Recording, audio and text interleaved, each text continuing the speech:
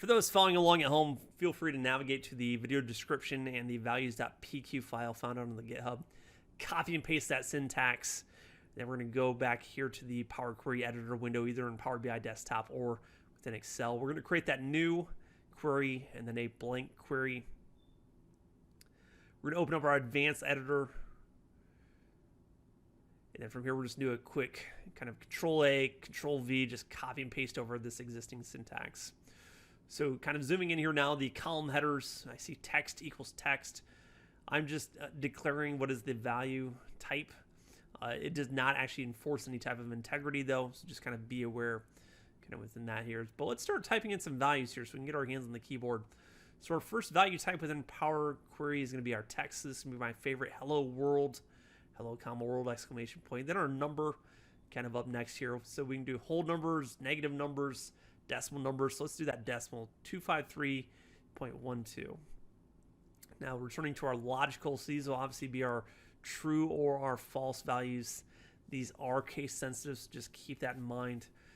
In this example, let's go ahead and do false. So we'll just do a lowercase f, a, l, s, e.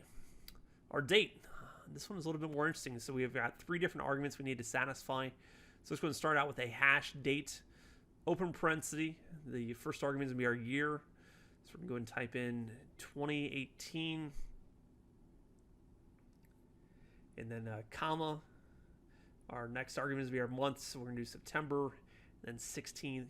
And close that out here with close parenthesis. Time. So hash time. Very similar here. So our 3 different arguments. Is going to be our hours, minutes, and then seconds. So let's do 15.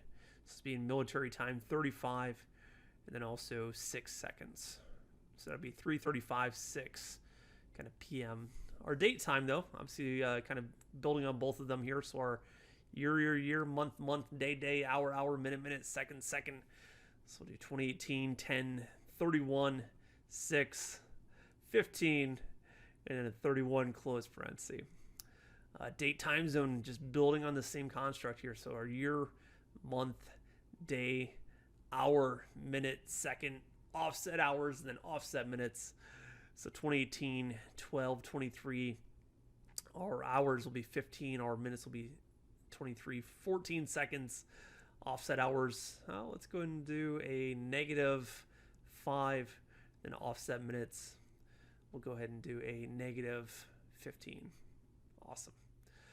Duration. This is always kind of a fun one here. So our days, hours, minutes, and seconds. So a hash duration. For our number of days, let's go ahead and type in 15, 4 for the number of hours, 5 minutes, and then 3 seconds. Binary, obviously this one's kind of a unique one. You may not come across this very often or probably rarely. But we'll do binary, our open parenthesis, double quotes here. We'll do 4 zeros, close quotes, and then close parenthesis. Our null, which can obviously be just any data type here, so we'll just do a lowercase null.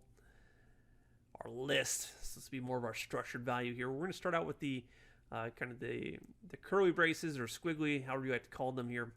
Let's do a list, so 1.100. So we're going to create a list of values from 1 to 100. So just wherever you see that dot. Our records will be contained within a square bracket now. So we'll say A equals 100, and then B equals 50. Close our square bracket. So that'll be our records. Our tables, this one's actually a little bit more complex though. So in this example, we're going to do a hash table, open parenthesis, kind of use our curly here. So we're going to do a double quote, ID, so that'll be our column name. We're going to close that curly out here, so we're going to do then a comma again.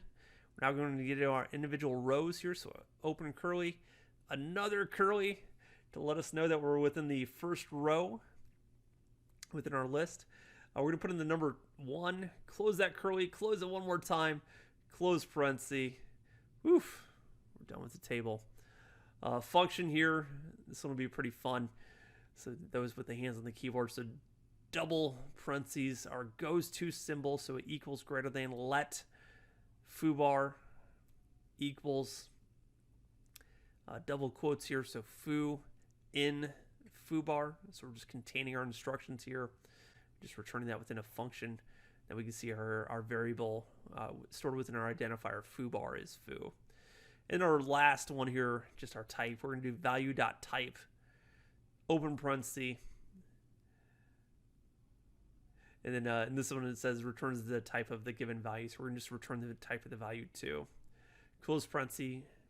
From here we can zoom out, see that no syntax errors have been detected in the bottom left. We're going to go down now to our done. And then from there, we should have a table returned with all of our different values. And then within the types, you can click in the white space to confirm that the correct data type has been returned.